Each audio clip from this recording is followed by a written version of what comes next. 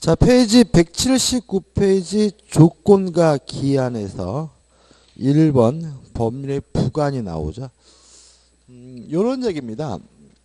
법률행위를 하면서 부속 약관, 부속 특약을 하면 요걸 부자고 관자고 따서 부관이라고 해요. 그래서 부관이란 부속 약관, 부속 특약을 말한다. 이렇게 이해하시면 되는데 요 부관이 원래는 세 가지인데 우리는 시험 범위가 조건하고 기한만 시험 범위예요. 일단 조건과 기한을 구별해야 되는데 요런 문제입니다. 장래, 미래 발생이 불확실하면, 다시 말하면 발생할 수도 있고 안 할 수도 있고 불확실하면 조건이라고 하고요. 장래 발생이 확실하면 요거 우리가 기한이라고 해요. 예를 들어서 12월 31일까지 돈을 갚기로 했습니다. 그러면 12월 31일은 반드시 도래하니까 뭐가 되죠? 기한이 되고요. 내가 죽으면 너에게 자동차를 주겠다라고 했다면 저는 반드시 죽을 테니까 이것도 뭐죠? 기한이 되는 거죠. 다시 말하면 12월 30일이 기한인 이유는 날짜에서 기한인 게 아니라 장래 발생이 뭐예요? 확실하기 때문에 기한인 거죠. 예를 들어서 비가 오면 우산을 주겠다라는 말은 기한이에요.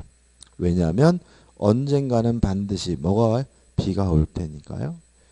내일 비가 오면 우산을 주겠다라는 말은 조건이에요. 왜냐하면 내일은 비가 올 수도 있고 어떻게요? 안 올 수도 있고 불확실하니까요. 구별하실 수 있겠죠, 그죠? 그 다음에 이 불확실한 조건이 성취가 됐을 때 만약에 효과가 생긴다면 이걸 우리가 정지 조건이라고 하고요.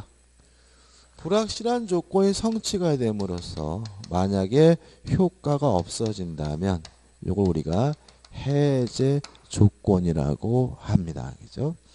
교재 보시면 부관의 종류에서 조건, 기한, 부담이 나오는데 우리는 뭐죠?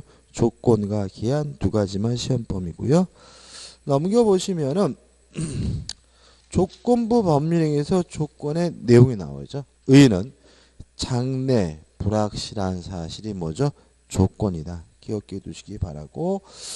그 다음에 하단에 보시면 이 조건을 붙일 수 없는 법률이 나오는데 하단에 양가리 위반에서 어음수표행위는 조건을 붙이지 못해요.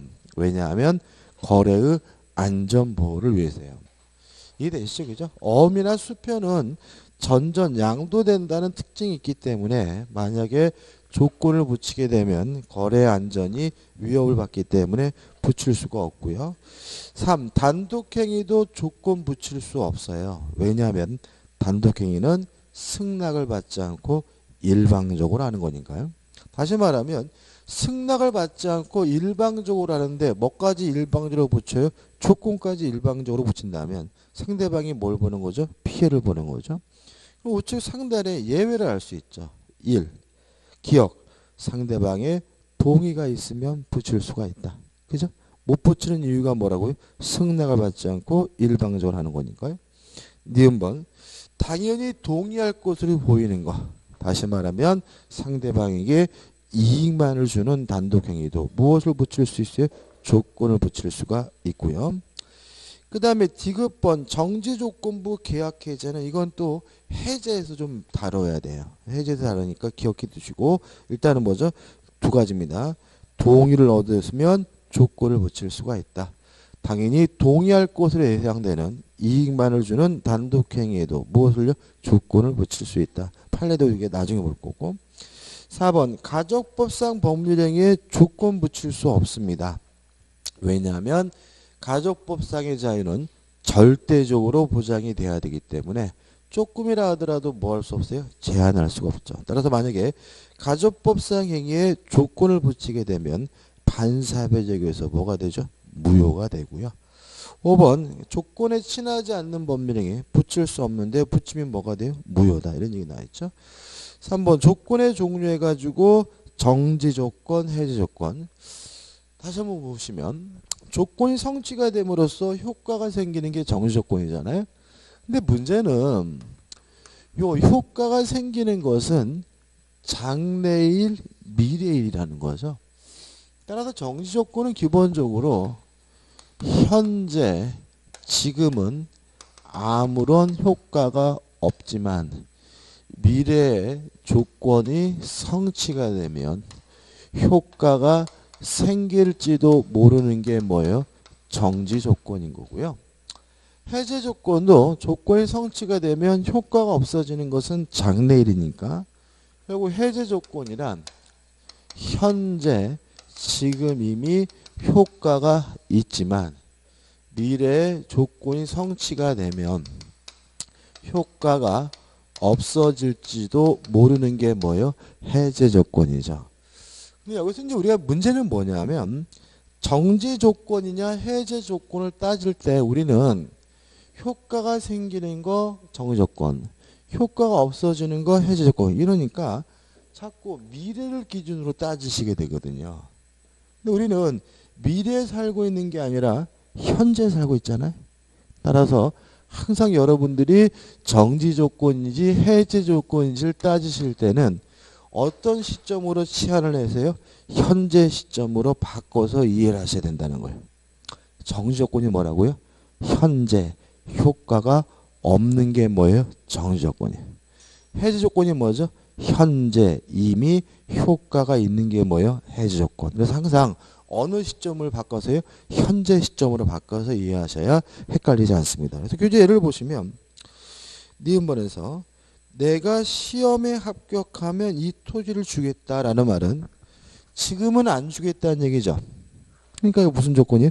정지 조건. 이렇게 현재 시점으로 치환하시더라고요. 그 다음 밑에 내가 시험에 합격할 때까지 생활비를 대주겠다라는 말은 지금 당장 뭘 주겠다는 거예요? 생활비를 주겠다는 얘기죠. 그러니까 무슨 조건이에요? 해제 조건. 이해되시죠? 이렇게 이해하지 마세요. 아, 그러면 시험 합격하면 생활비를 중단한다는 뜻이니까 해제 조건이냐. 이렇게 미래로 치환하지 마시고 어느 시점을요? 현재 시점. 그죠? 시험에 합격할 때까지 생활비를 주겠다는 말은 지금 당장 뭘 주겠다는 얘기예요? 생활비를 주겠다는 뜻이니까 무슨 조건이라고요? 해제 조건에서 현재 시점으로 꼭 따지셔야 되고요. 넘겨보시면 조건부 법률에서 얘들이 나와 있는데 1번이나 2번 같은 거는 뭐 시험에 내지 않습니다. 3번을 잘 내는데 동산의 소유권 유보부 매매가 나와 있죠. 자, 이런 문제입니다. 예를 들어서 A 전자회사에 가서 갑이라는 사람이 전축을 월부로 구입하려고 해요. 요새 월부란 말을 잘 안 쓰죠. 전축이라는 표현을 쓴 이유는 과거에 있었던 얘기란 말이죠. 지금 같은 경우에는 카드 긁고 10개월 할부를 해주세요 그러면 되지만 과거에는 뭐가 없었어요? 카드를 안 썼기 때문에 월부로 전자제품을 구입하는 경우 굉장히 흔했잖아요. 그죠? 그럼 문제가 좀 있습니다. A가 갑에게 전축을 인도하게 되는데 인도를 해줬다는 이유로 갑에게 소유권이 넘어가 버리면 나중에 갑이 월부금을 제대로 안 주더라도 A는 전축을 들고 올 수가 없어요. 이미 누구 거예요? 갑 거니까요. 그죠? 그래서 이렇게 월부로 파는 경우에는 내가 너한테 인도하지만 나에게 아직도 소유권이 계속 유보되어 있는 거다라고 계약을 하게 되는데 이게 뭐예요? 소유권 유보부 매매라고 하는 거예요. 이해되시죠? 그죠? 그러면 일단 갑에게는 현재 뭐가 없어요? 소유권이 없는 거죠. 월급을 다 내야 비로소 뭘 갖게 돼요? 소유권을 갖게 되니까 이거는 무슨 조건이 되는 거죠? 정지 조건이 되는 거다. 현재 효과가 없는 게 뭐예요? 정지 조건이죠. 그 다음에 해제 조건과 관련된 판례들이 나와 있는데 가장 많이 나오는 건 1번 판례입니다. 약혼 예물이거든요. 뭐 시부모가 준 건데 뭐 예를 들어서 애인이 약혼 예물을 줬어요. 그럼 일단 누구 거예요? 애인 거죠. 다시 말하면 일단은 뭐가 있는 거예요? 효과가 있는 건데 다만 나중에 결혼하지 못하면 찢어지면 그 반지 뭐예요? 돌려줘야 되는 거니까 무슨 조건이 되는 거죠? 해제 조건으로 이해하게 된다. 이런 취지인 거죠. 그 다음에 2번 적극 조건, 소극 조건은 읽어볼 필요도 없는 거고요. 3번 수의 조건, 비수의 조건도 솔직히 안 나와요. 안 나오는데 그래도 가끔은 나오는 경우가 있으니까 좀 읽어보긴 하자고요. 일단 이런 문제입니다. 조건의 성취 여부가 성취될지 그 안 될지 그 여부가 당사자 의사에 의해서 좌우될 수 있으면 결정될 수 있으면 이걸 우리가 수의 조건이라고 하고요. 당사자 의사에 의해서 좌우할 수가 없으면 어쩔 수가 없으면 이걸 우리가 뭐죠? 비수의 조건이라고 합니다. 일단 수의 조건은 다시 둘로 나뉘어요. 순수 수의 조건하고 그 다음에 단순 수의 조건으로 나뉘고요. 당사자 의사에 의해서 어쩔 수 없는 이 비수의 조건은 다시 우성 조건하고 혼성 조건으로 나뉩니다. 중요한 건 아닙니다. 그냥 개념만 생각해 보세요.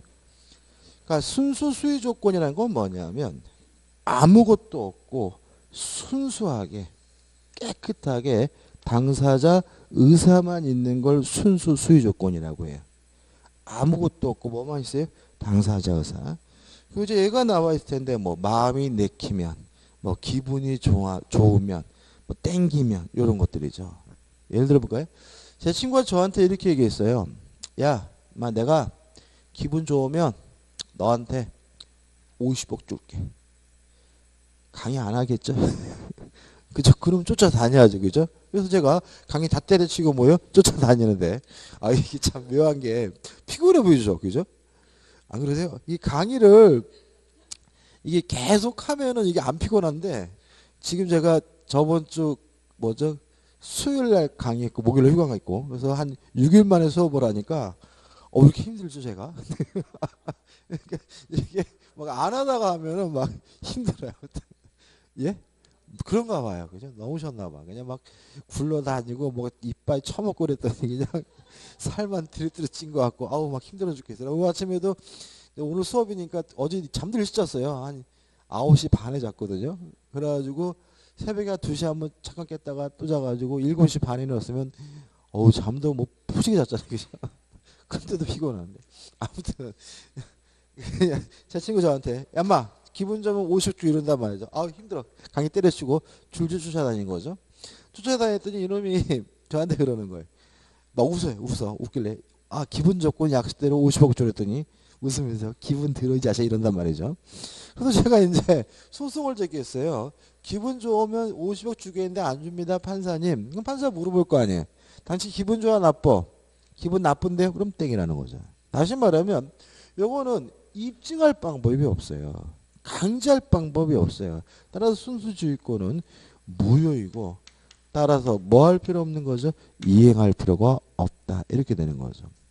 근데 단순 수의 조건은 단순하게 조건 성취 여부만 당사자 의사에 의해서 좌우된다는 얘기인데 그러니까 다른 게 있다는 거예요. 그러니까 당사자 의사 외에도 다른 것들이 있는 걸 우리가 뭐죠? 단순 수의 조건이라고 하고요. 예를 들면 쉽습니다. 내가 제주도로 여행하면 뭐 할까요? 말을 사다 주겠다라고 얘기를 했어요. 그죠? 물론 여행을 할지 안 할지는 누구 마음이에요? 내 당사자 마음이니까 이것도 뭐예요? 수의 조건이긴 한데 순수 수의 조건과 달리 제주도로 여행한다는 뭐가 포함되어 있어요? 객관적 사실이 포함되어 있죠. 그러나 이것은 입증할 수가 있는 거고 강제할 수가 있는 거니까 단순 수위 조건은 뭐 한 거죠? 유효한 거죠. 그 다음 우성 조건은 두 가지로 나눌 수가 있는데 자연 현상이 대표적으로 우성 조건이죠. 아까 했던 내일 비가 오면 우산을 주겠다. 물론 비가 올지 안 올지는 당사자 의사에 의해서 뭐 할 수 없어요? 좌우할 수가 없으니까 뭐죠? 우선 조건인데. 근데 문제는 요 자연 현상만 우선 조건이 아니라 이 부분을 좀 조심하면 돼.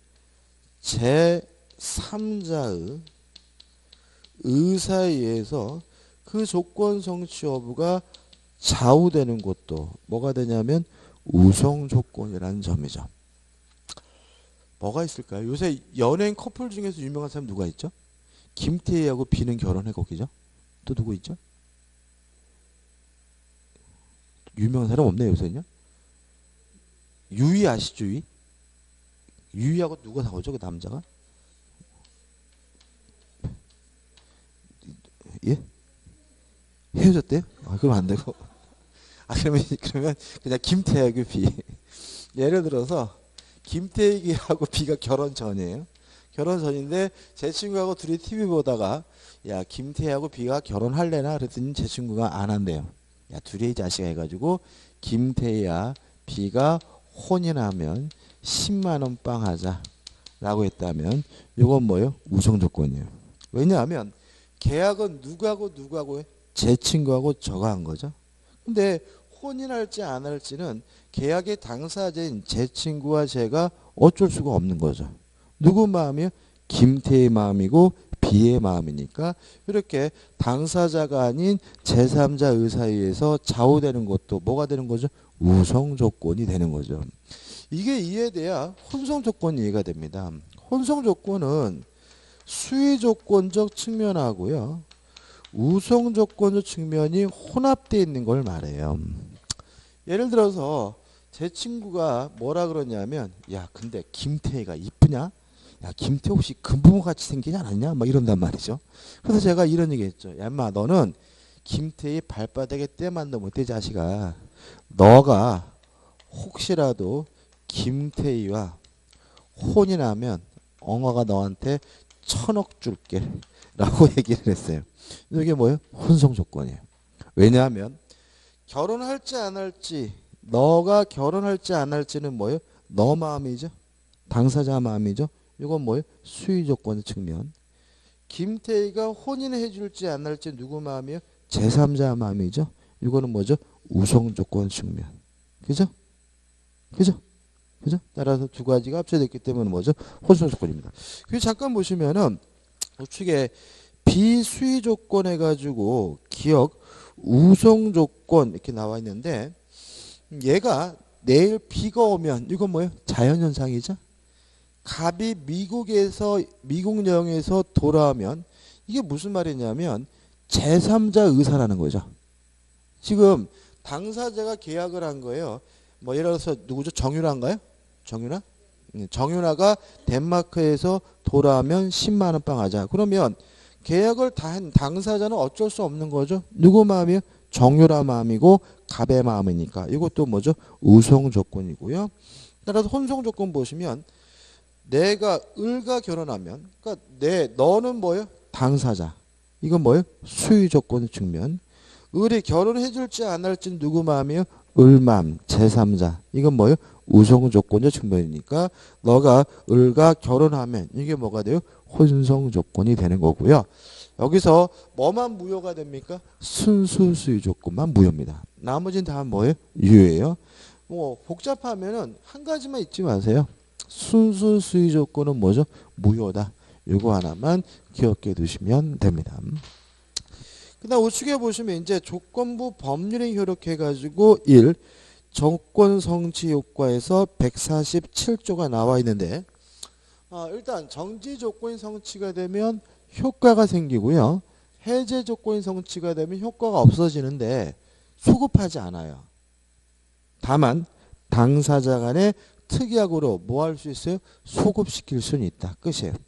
조건 성취 효과는 과거로 뭐 하지 않습니까? 소급하지 않지만 당사자 간에 특약으로 뭐 할 수 있어요? 소급시킬 수가 있다. 끝이고요. 넘겨보시면 3번 해가지고 입증 책임이 나와요.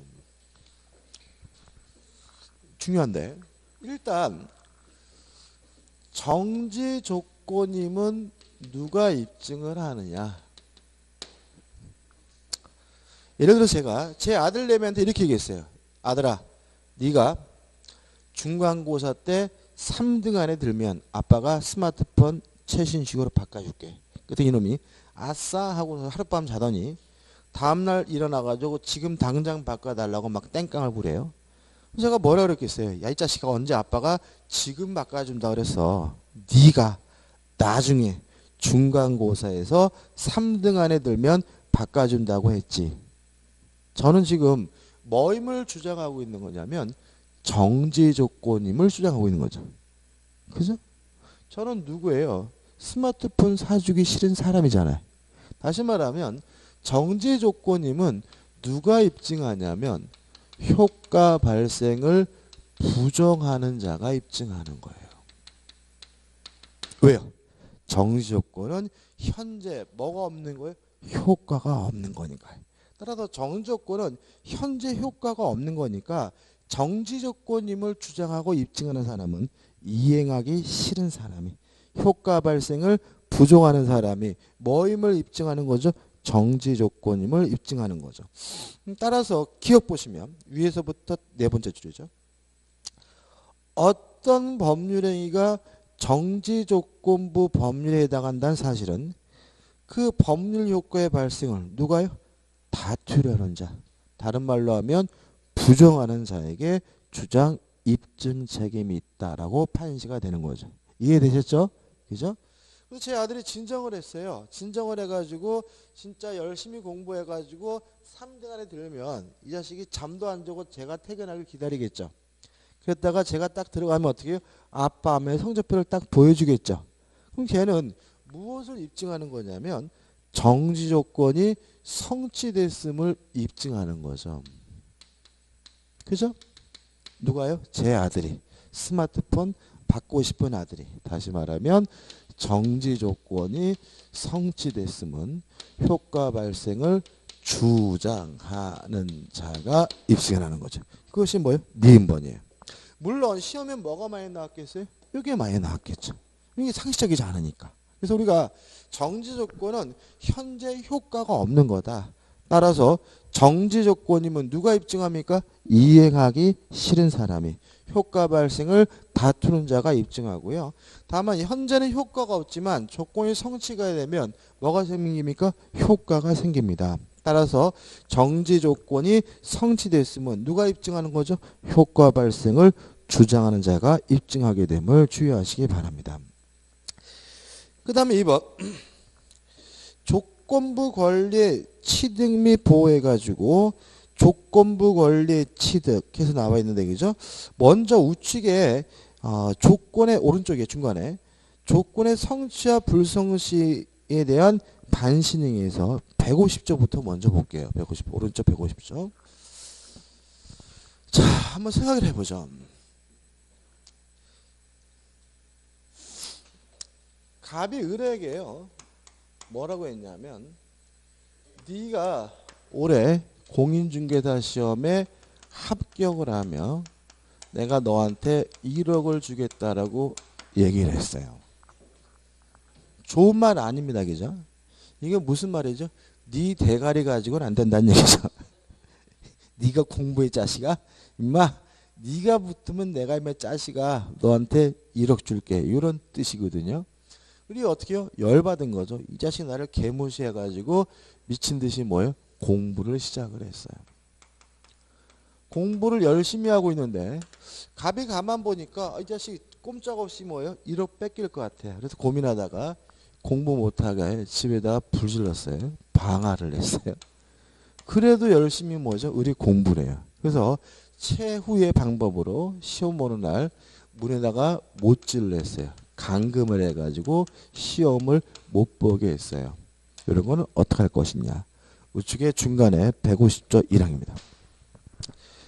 조건의 성취를 인하여 불이익을 받을 당사자가 여기서 누구죠? 갑이죠. 신원 성실에 반하여 조건의 성취를 방해한 때, 집에다 불 지르고 문에다 못질한 때는 상대방은 을은 그 조건이 성취한 것으로 뭐 할 수 있어요? 주장할 수 있다. 이렇게 나와있지. 그죠? 그럼 결국 을은 합격됐음을 뭐 할 수 있다는 얘기예요? 주장할 수 있다는 얘기죠. 여기서 한 가지 생각을 해보자고요. 여기가 그래서 어떻게 시험 못 받고 5회 탈출했어요.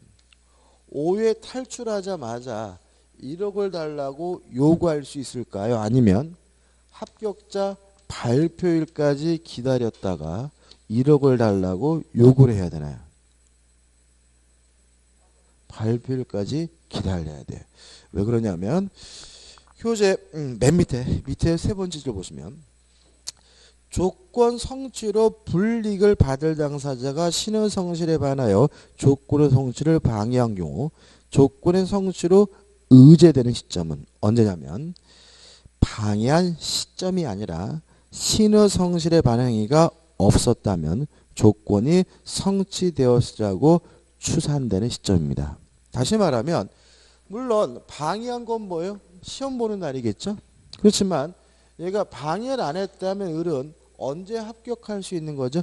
발표일이 돼야 비로소 뭐예요? 합격할 수가 있는 거죠. 그래서 시험 문제에 만약에 방해가 있으면 합격했음을 즉시 주장할 수 있다 그러면 뭐예요?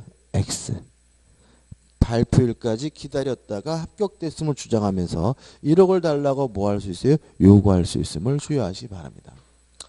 하나 더 하면 갑이 을한테 다시 한번 네 대가리가 가지고는 평생 안 돼 자식아. 네가 붙으면 1억 줄게라고 얘기했는데 갑의 예상대로 을이 전혀 공부를 안 해요.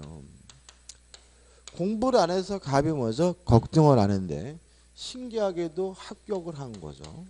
근데 여러분 공부해 보시면 아시지만 이 시험이 대충 본다고 합격할 시험은 아니란 말이죠. 그죠? 이상해서 알아봤더니 얘가 실력이 좋아서가 아니라 시력이 우수해서 컨닝을 해가지고 합격했다는 사실이 밝혀졌어요. 그럼 어떡할 거냐? 다시 위에 150조 2항입니다. 법적 문제 150조 2항. 조건의 성취로 인하여 이익을 받을 당사자가 누구죠? 을이죠. 신의 성실에 반하여 조건을 성취시킨 때에는 컨닝에서 합격한 때에는 그 조건이 성취하지 아니한 것으로 뭐 할 수 있어요? 주장할 수 있다. 그죠? 다시 말하면 갑은 컨닝에서 합격했다는 사실을 입증함으로써 조건이 성취되지 않았다. 합격되지 않았음을 뭐 할 수 있어요? 주장할 수 있고 1억 못 주겠다라고 뭐 할 수 있는 거죠? 거부할 수가 있는 거죠. 간단하게 정리해 볼게요. 합격하면 1억을 주겠다라고 해놓고 감금해서 시험을 못 보게 했으면 상대방은 합격됐음을 주장할 수 있습니다. 언제요? 시험 발표일이 되면. 만약에 합격하면 1억을 주겠다라고 했는데 컨닝을 해가지고 합격했다면 갑은 합격되지 않았음을 주장하면서 1억 못 주겠다라고 뭐 할 수 있어요? 할 수가 있다라는 거 이 정도만 꼭 기억해 두시면 돼요. 이해해 두시면 돼요. 그 다음에요. 합격하면 1억을 주겠다가 아니라 좀 심하게 얘기했어요. 네 대가리 가지고 안 된다 자식아. 네가 붙으면 임마 내가 손에 장을 지진다. 그 이번에 그 뭐죠? 새누리당 그 대표인가요? 그분이 탄핵 소추 결의가 있으면 손에 장 지지겠다고 했죠. 그죠? 그 계약은 유효예요, 무효예요? 그 여론에서 막 인터넷 보니까 빨리 장이나 지져라 막 난리 났던데 무효입니까, 유효입니까? 무효죠. 왜 무효? 반사회적이잖아요. 반사회적이지 않으세요? 아니 손에다가 장을 지지기로 약속하는 게 이게 반사회적이지 않습니까? 반사회적이잖아요. 그죠? 그러니까 이거는 반사회적 법률에서 어떻게 해요? 무효니까 손 장을 지지기로 약속했더라도 뭐 할 필요 지질 필요가 없다. 이게 결론인 거예요. 그죠? 그러니까 항상 법을 아는 사람들이 거짓말도 많이 하는 거예요. 그죠? 아무튼 합격을 하면 손에 장을 지진 게 아니라 내가 살고 있는 아파트를 너에게 주겠다라고 얘기를 했어요. 그랬더니 을이 미친 듯이 뭐라는 거죠? 공부를 하는 거죠. 근데 갑의 입장에서는 뭐 공부 못하게 막을 수도 없고 시험 못 보게 뭐죠? 막을 수도 없잖아요. 왜요? 방해하면 합격됐으면 뭐 할 수 있어요? 주장할 수 있잖아요. 그래서 갑이 고민하다가 꼼짝없이 이 아파트를 뺏길 것 같아서 내가 너한테 뺏길 순 없지. 병한테 팔았어요. 팔고 병에게 이전 등기를 해줬을 때 요 매매계약과 등기는 어떻게 되느냐 요 문제인 거예요. 좌측에 다시 오셔서 좌측에 왼쪽에 148조가 나옵니다. 읽어볼게요. 조건 있는 법률행위의 당사자는 조건 성부가 미정한 동안에는 조건 성취인하여 생길 상대방의 이익을 뭐하지 못해요? 해하지 못한다. 이렇게 나와 있죠. 다시 말하면 우리 민법은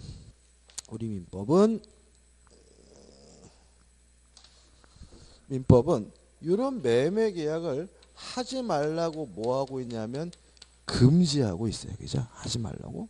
그러니까 조건부 권리를 침해하는 처분행위를 뭐 하지 못해요? 하지 말라고 뭐죠? 금지하고 있잖아요. 그죠? 자, 근데 문제가 되는 것은 뭐냐면 148조가 하지 말라고 금지만 했지 요 매매계약의 효과는 아무런 규정을 두고 있지 않아요. 효과는 문제가 되는데 우리 교재 좌측의 하단에 C예요. C 읽어볼게요. C 밑에서부터 17번째 줄 C 조건부 권리를 침해하는 처분행위는 후에 조건 성취하여 조건부 권리자가 취득하는 권리가 방해되거나 침해된 한도 내에서 뭐가 된다고요? 무효가 된다. 이렇게 되죠. 판례 입장입니다. 그럼 이렇게 되는 거죠. 자, 일단 우리 민법은 매매를 하지 말라고 뭐 하고 있어요? 금지하고 있으니까 요 매매는 처분행위는 뭐가 돼요? 무효가 된다. 이런 얘기예요. 그러면 이 병이 난리가 나죠. 병이. 그죠? 따라서 우리 판례는 무효이긴 한데 요 무효를 가지고 병과 같은 제3자에게 대항하기 위해서는 등기가 필요하다는 입장입니다. 일단 뭐예요? 무효예요. 유효냐 무효냐를 물어보면 뭐예요? 무효다. 다만 이 무효를 가지고 병과 같은 제3자에게 대항하려면 뭐가 필요해요? 등기가 필요하고요. 요 등기는 무슨 등기로 하냐면 가등기로 한다는 점이에요. 그래서 우리가 합격하면 아파트를 주겠다라는 권리 등기할 수 있어요. 무슨 등기를? 가등기로 한다는 것까지 기억해 두시기 바랍니다. 다시 한번요. 그럼 메모해야 되겠죠. 무효가 된다. 그죠? 되어 있고 무효를 동글병이 해가지고 제3자에게 대항하기 위해서는 뭐가 필요해? 등기가 필요하다. 그 다음에 요 등기는 무슨 등기로 합니까? 가등기로 한다까지 적어 놓으셔야 완결이 되는 거죠. 그죠? 다시 한번요. 조건부 권리를 침해하는 처분행위 일단은 뭐죠? 무효입니다. 다만 이 무효를 가지고 제3자에게 대항하려면 뭐가 필요합니까? 등기가 필요하고요. 무슨 등기로 합니까? 가등기로 한다는 것까지 기억해 두시기 바랍니다. 근데 하단에 이제 149조인데 뭐 결론만입니다. 조건부 권리도 처분할 수 있고요. 보존할 수 있고 상속도 되고 담보로도 할 수 있고요. 특히 조건부 권리를 담보로 제공할 수 있다는 건 꼭 기억해 두셔야 돼요. 그러니까 처분할 수 있다는 거는 잘 넘어가는데 담보로 제공할 수 있다 그러면 왠지 안 될 것 같아 틀리시거든요. 그죠? 조건부 권리도 뭐로도 제공할 수 있어요? 담보로도 제공할 수 있고 보시고 이제 넘깁니다. 한 장을 넘겨보시면 3번 손해배상을 청구할 수 있단 말이야. 한번 보시면 될 것 같고 그 다음에 6회에서 뭐가 나오냐면 가장 조건이 나와요. 일단 가장 조건 옆에다가 의의를 좀 적어 놓으셔야 되는데 가장 조건은 조건이 아니다. 이거 좀 적어.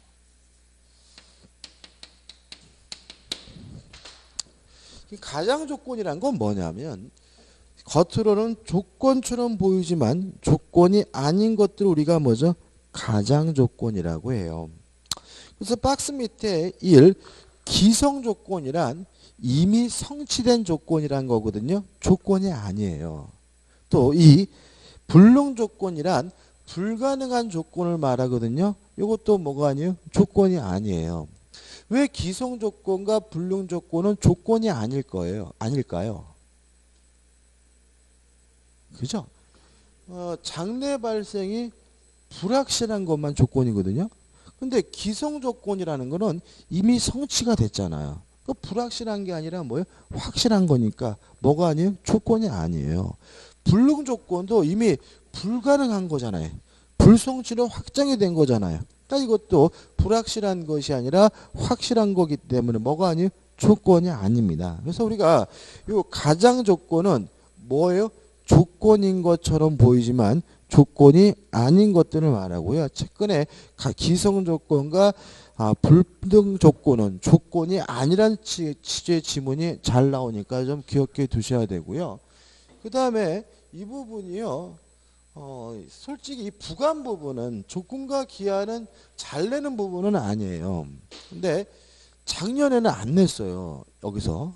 그러면 올해는 뭐예요? 꼭 내요. 그러니까 양이 많지 않아서 낼 때도 있고 어떻게요? 안 낼 때도 있는데 냈다 안 냈다고 작년에 안 냈다면 올해는 꼭 낼 텐데 그렇기 때문에 어떻게 보면 또 중요하다고라고도 할 수가 있긴 한데 낸다면 5개 지문 중에서 반드시 이 부분은 지문으로 꼭 넣어요. 그래서 반드시 내기 때문에 신경을 써야 되는데 헷갈리기 때문에 머리 글자를 따세요 그럴 거예요. 처음이자 마지막입니다. 기정조, 기해무.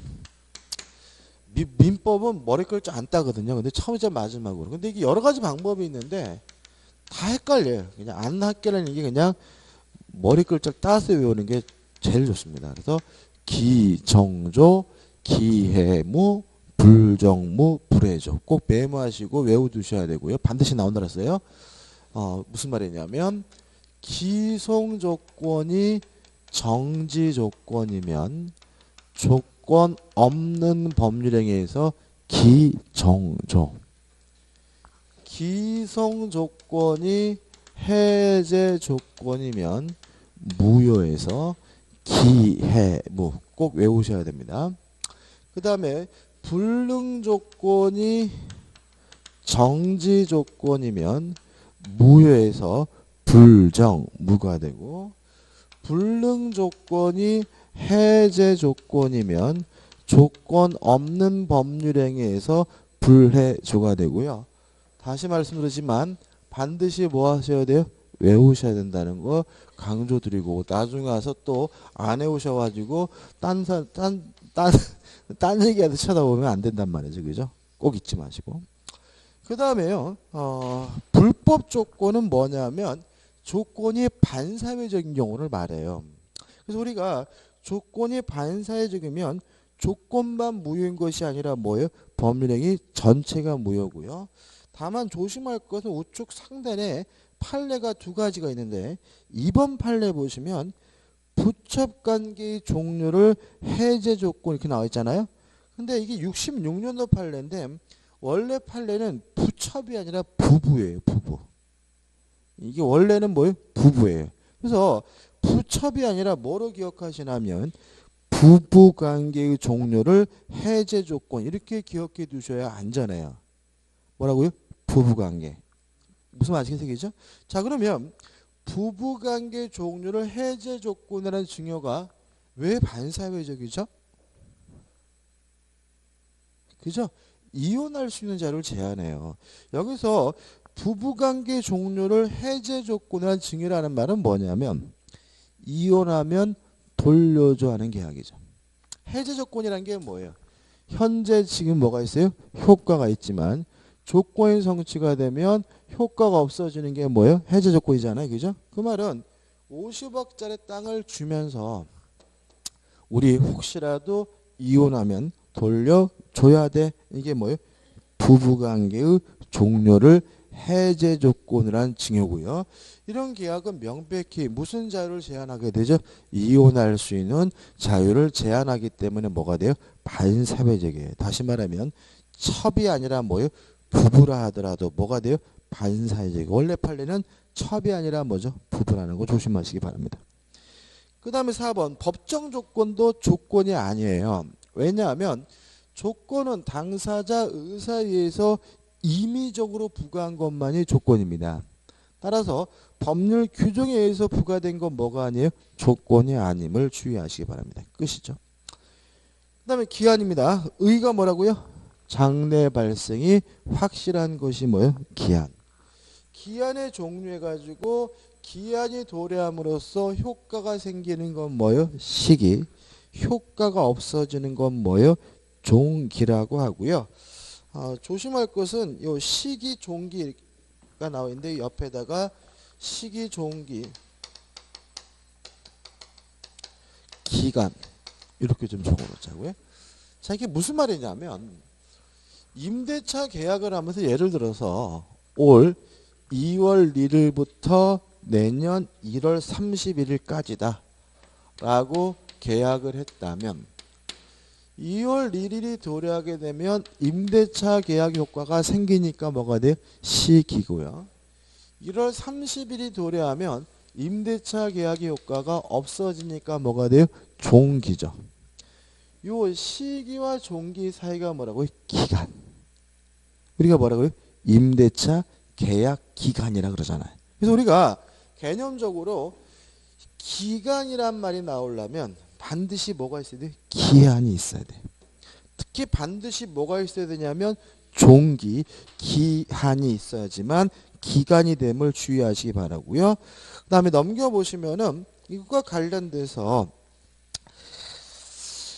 박스가 두 가지가 나오는데 2번 보시면 2번부터 볼게요. 그러니까 첫 번째 박스 2번입니다. 임대차 계약을 체결함에 임대 기한을 본권 임대인이 임차인에게 매도할 때까지로 정한 경우까지 끊어볼게요. 자, 우리가 기한이 있어야 뭐가 있을 수 있어요? 기간이. 근데 기한은 장래 발생이 확실해야죠. 근데 이거는 매도할 때까지인데 매도할 수도 있고 안 할 수도 있고 불확실한 거죠. 이것은 기한이 아니라 뭐예요? 조건인 거예요. 그러면 기한이 없으니까 무엇도 없는 거예요? 기간도 없는 거죠. 그죠? 다시 한번요. 임차인에게 매도할 때까지란 할 수도 있고 안 할 수도 있고 불확실한 거니까 기한이 아니라 뭐예요? 조건이고 기한이 없으니까 무엇도 없는 거예요? 기간도 없는 거죠. 그래서 계속 보시면 기한을 정한 것으로 볼 수는 없으므로 뭐가 없는 거예요? 기간에 약정이 없는 것으로 해석하면 뭐죠? 상당하다. 잘 나오니까 꼭 기억해 두시 바라고 다시 한번요. 임차인에게 매도할 때까지라는 것은 할 수도 있고 안 할 수도 있고 불확실한 거니까 그것은 조건이고 기한이 아니다. 그래서 기한이 아니니까 무엇도 없는 거죠? 기간도 없는 거다. 그래서 이 임대차는 존속기간의 약정이 없는 임대차로움을 주의하시기 바라고요. 그 다음에 이제 기한의 불확정에서도 1번 판례가 나오고 밑에 판례가 나와요. 그죠? 예를 들어서 제가 이런 경우죠. 내가 죽으면 너에게 자동차를 주겠다라고 약속을 했어요. 저는 반드시 죽을 테니까 이것도 뭐예요? 기한이잖아요. 그죠? 근데 제가 실종이 됐어요. 실종이 되는 바람에 죽었는지 살았는지를 확인할 방법이 없어요. 그럼 이거 어떻게 할 거냐? 그것이 뭐예요? 1번 판례. 1번 판례가 오면 당사자가 불확정한 사실이 발생한 때를 이행기한으로 정한 경우에는 그 사실이 발생한 때는 물론 다시 말하면 제가 뒤졌을 때는 물론 그 사실이 발생이 불가능하게 된 때 제가 죽었는지 살았는지 확인할 수 없는 실종된 때에도 이행기한은 도래한 것을 어떻게 보아야 한다. 따라서 그 상대방은 제가 죽었을 때 당연히 뭐요? 자동차를 달라고 할 수 있을 뿐만 아니라 실종이 돼가지고 죽었는지 살았는지를 확인할 수 없게 된 때에도 자동차를 달라고 제 유가족에게 뭐 할 수 있어요? 요구할 수가 있다. 이런 취지인 거죠. 그래서 두 번째 박스가 중요해요. 한번 예를 들어 볼게요. 을이 갑에게 예를 들어서 500만 원을 빌려줬어요. 그럼 기한을 정했는데 언제 정했냐면은 예를 들어서 10월 10일 날 갚기로 했어요. 그래서 이제 을이 갑에게 전화한 거죠. 한 예를 들어서 9월 달쯤에 전화해가지고 아야 10월 10일 얼마 안 남았는데 돈 준비는 됐니? 그랬더니 갑이 뭐라느냐면 나 공인중개에서 공부하느라고 정신이 없어. 내가 그런 때 신경 쓸 수가 없네. 그랬더니 우리 이번에 27일이죠, 그죠? 27일. 그랬더니 을이 그러는 거죠. 그러면 그렇게 바빠 그러면 네가 공인중개사 시험 보면 갚아 이렇게 얘기했어요. 이해되시죠? 그죠? 근데 문제는 이제 10월 27일이 다가오는데 갑이 가만 보니까 봐봤자 떨어질 판인데 괜히 보면 뭘 해야 돼요? 돈을 갚아야 되잖아요. 그래서 어떻게 돈을 안 갚기 위해서 안 봤어요. 이거 어떻게 볼 것인가 문제인 거예요. 이해되시나요? 이제 어떤 상황인지 아시겠어요? 그죠? 돈을 빌려서 뭐요? 약속한 날을 됐는데 뭐죠? 아주 징징대니까 그래 시험 보면 갚어 뭐 이런 식으로 어떻게 해요? 연계해 준 거란 말이죠. 자, 두 번째 박스입니다. 부관이 붙은 법률행위에 있어서 부관에 표시된 사실이 발생하지 아니하면 채무를 이행하지 아니하여도 된다고 보는 것이 상당한 경우에는 조건으로 보아야 하고까지 끊어볼게요. 자, 물론 이거는 시험 볼 수도 있고 어떻게요? 안 볼 수도 있어요. 불확실하죠, 그죠? 근데 말 그대로 시험을 안 보면 안 갚아도 된다는 의미라면 뭐인 거예요? 조건이겠죠. 그죠? 근데 이거는 시험을 보더라도 어떻게요? 갚고 안 보더라도 뭐요? 갚아야 되는 거죠. 계속 보시면 표시된 사실이 발생한 때는 물론이고 반대로 발생하지 아니한 것이 확정된 때에도 그 채무를 이행하여야 한다고 보는 것이 상당한 경우에는 표시된 사실의 발생 여부가 확정되는 것을 불확정보의 기한으로 정한 것으로 보아야 한다. 그러나 이것은 조건이 아니라 뭐요? 기한이다. 다시 한번요. 말 그대로 시험을 보면 갚고 안 보면 안 갚는다라는 뜻이라면 이거는 말 그대로 기한이라 아니라 뭐요? 조건인 거죠. 근데 이 경우에는 보든 안 갚든 반드시 돈을 어떻게 해요? 갚아야 되는 거니까 이것은 조건이 아니라 뭐라고요? 기한으로 이해가 된다. 요 팔린 거예요. 이해되시죠? 그죠? 그죠? 이해되시죠? 그죠? 그 다음에 기한을 붙일 수 없는 법률에게 조건과 똑같습니다. 다만 다른 것이 뭐냐면 엄수표죠. 엄수표는 조건을 붙일 수는 없지만 지급일, 기한을 붙이는 건 가능하고요. 4번 기한에 도래해가지고 우측에 보시면 효력이 나오는데 도래 전의 효력도 조건과 똑같으니까 특별한 건 없고 문제는 기한 도래 후의 효력이에요. 시기가 도래하면 효과가 생기고요. 종기가 도래하면 효과가 없어지거든요. 근데 여기는 조심할 것이 당사자 간의 특약으로도 약정으로도 소급시키지 못함을 주의하셔야 돼요. 그러니까 우리가 아까 조건의 효과는 소급하지 않지만 당사자 간의 특약으로 뭐 할 수 있어요? 소급시키는 게 뭐예요? 가능하다라고 했죠. 그죠? 근데 기한은 당사자 간의 특약으로도 뭐 하지 못해요? 소급시키지 못한다는 거 꼭 기억해 두시고요. 근데 마지막으로 뭐가 나오냐면 기한의 이익이 나오죠. 중요합니다. 예를 들어 볼게요. 을이 갑에게요 1억을 빌려줬어요. 1억을 빌려주면서 12월 31일까지 돈을 갚으라고 기한을 정했고요.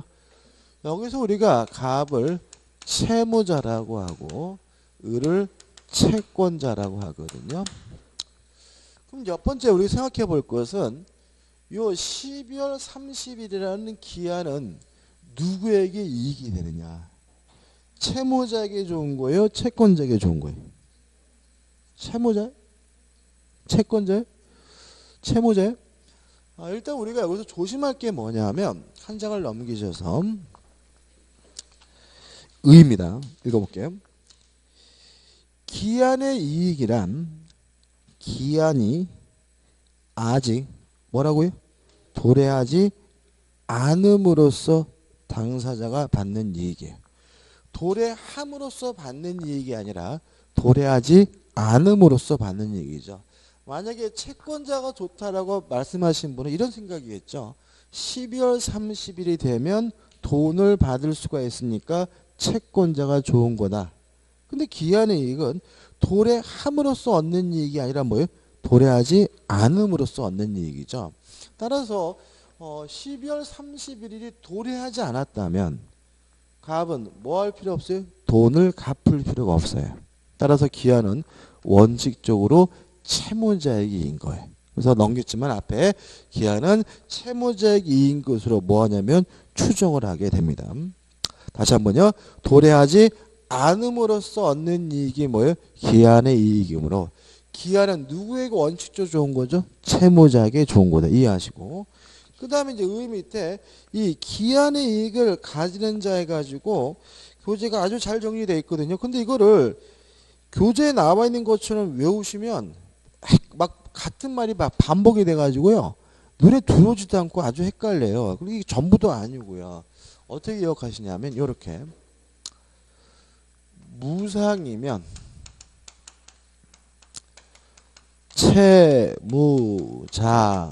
채무자만 기한액이 있다. 뭐면요? 무상이면. 유상이면 채무자뿐만 아니라 채권자도 기한액이 있다. 요거예요. 무상이면 채무자만, 유상이면 채무자, 채권자 모두 이렇게 기억하시고 그 다음에 아주 예외적인 건데 극단적인 겁니다. 무상 임치 계약은 채권자만 기한에 이기는데 임치 계약의 채권자는 누구냐면 임치인을 말해요. 임치 계약이 뭐죠? 물건 보관 계약이고요. 물건을 맡긴 사람을 우리가 임치인, 물건을 보관해 주는 사람을 수치인 이렇게 하고요. 아무튼 무상이면 누구만요? 채무자만. 유상이면 뭐예요? 채무자, 채권자 모두. 무상 임치는 뭐예요? 채권자만, 임치만 이렇게 좀 기억하시고 그 다음에 나는 누가 채권자, 채무자인지 구별하지 못하겠다. 모르셔도 돼 일단은. 지금 모르는 건 뭐예요? 계약에 대한 종류가 이해가 안 돼서 그런 거고요. 솔직히 그닥 몰라도 문제는 맞을 수가 있어요. 무상이면 뭐라고요? 채무자만. 유상이면 둘 다. 무상임치는 채권자만. 이렇게 기억하시고 그 다음에 이렇게 한쪽 당사자에게만 기한의 이익이 있는 경우에는 자유롭게 포기하는 것이 가능해요. 예를 들어서 돈을 빌리면서 이자를 안 받기로 했어요. 무상이죠? 그러면 누구만요? 채무자만 좋은 거잖아요. 근데 12월 30일이 되기 전에 미리 돈을 갚아도 뭐죠? 아무 상관이 없는 거예요. 왜냐하면 기한은 누구에게요? 채무자에게만 한쪽 당사자에게 있다면 자유롭게 뭐 할 수 있어요? 포기할 수가 있는 거니까요. 근데 유상이면 채무자는 채권자에게 손해를 배상해야 포기하는 것이 가능하다는 점이죠. 이것도 기억이 쉽게 날 수 있는데 은행에서 대출 받으면요. 이자 줘야죠. 은행에 대출 받으면 그죠? 이자 주니까 뭐예요? 유상이자. 이자 주면 뭐예요? 유상이잖아요. 그죠? 그죠? 그러면 채무자인 저에게만 기한의 이익이 있는 것이 아니라 채권자인 은행에도 뭐가 있는 거예요? 기한의 이익이 있는 거죠. 그래서 어떤 일이 발생해요? 충도상환 수수료. 5년 상환으로 돈을 빌렸는데 2년 만에 돈을 갚으러 가면 거기서 중도상환 수수료를 내라고 하거든요. 그게 뭐예요? 손해배상해달라는 거예요. 자신에게도 뭐가 있겠습니까? 기한의 이익이 있으니까요. 다만 손해배상이란 말의 어감이 굉장히 부정적이기 때문에 손해배상이란 말 대신 무슨 말을 쓰는 거예요? 중도상환 수수료라는 말을 쓰고 있는 것뿐이죠. 이렇게 기억하시면 돼요. 끝입니다. 그 다음에 하단에 보시면 기한의 이익에 뭐가 나오죠? 상실해가지고 총 2가지가 나오나요? 우측에 보시면 4가지가 나오죠. 기억. 채무자가 담보를 손상감소 멸실한 때. 니은번 채무자가 담보 제공 의무를 이행하지 아니한 때. 디귿번 채무자가 파산한 때. 뭐 리을번은 특약이니까 기억할 건 아니죠. 그죠? 세 가지입니다. 담보를 손상감소 멸실시키거나 담보 제공 의무를 이행하지 않거나 채무자가 파산하게 되면 뭐가 됩니까? 기한이익을 상실하게 되고요. 그 다음 2번 해가지고 복잡하게 나와 있고 특히 뭐 정지조건부 기한이익 상실이니 또 형성권적 기한이익 상실이니 해가지고 나오는데 안 해도 됩니다. 이런 거는 과거에 한번 나온 적 있기 때문에 교재에 다루고 있지만 큰 의미는 없고 한번 생각을 좀 해보죠. 자, 이런 얘기입니다. 을이 갑에게 1억을 빌려주면서 12월 30일 날 갚기로 했고요. 갑소 A 부동산에다가 뭘 설정했냐면 저당권을 설정했어요. 근데 을이 어느 날 지나가다 보니까 이 미친놈이 이 건물을 뭐하고 있냐면 철거를 하고 있어요. 그러면 을의 입장에서는 건물이 없어지면 무엇도 없어져요? 저당권도 없어지죠. 그 을이 12월 31일까지 뭐 할 수 없는 거예요? 기다릴 수가 없는 거예요. 그것이 뭐예요? 기억. 채무자가 담보를 손상감소 멸실하게 한 때는 기한의 이익을 뭐 하는 거죠? 상실하는 거죠. 따라서 을은 철거하는 것을 보면 12월 30일이 아니라 지금 당장 돈을 갚아라. 뭐 할 수 있는 거죠? 즉시 변제를 청구할 수가 있다. 왜요? 갑은 무엇을 상실했기 때문에? 기한의 이익을 상실했기 때문에. 근데 갑이 돈을 못 갚아요?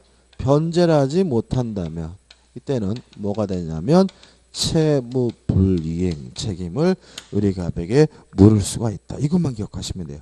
기한의 이익을 상실하면 채권자는 뭘 청구할 수 있습니까? 즉시 변제를 청구할 수가 있습니다. 까집니다. 여기까지 하고요. 좀 쉬었다가 물권법으로 들어가도록 하겠습니다.